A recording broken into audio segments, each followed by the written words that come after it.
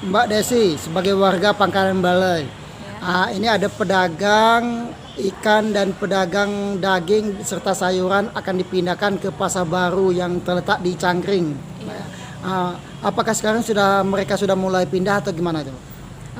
Untuk saat ini belum, cuman gedungnya emang selesai, cuman sampai saat ini belum ditempatin.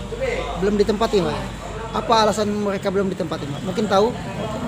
Belum tahu juga Pak. Belum tahu. Iya, belum dapat informasi. Sampai sekarang kan gedungnya sudah selesai 100% itu, Mbak. Apa? Gedungnya sudah selesai ya? Gedungnya udah selesai.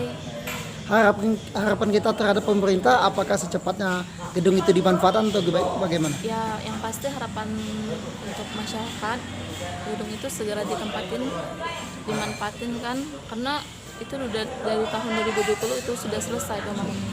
Nah, itu ya, Mbak. Makasih, Mbak.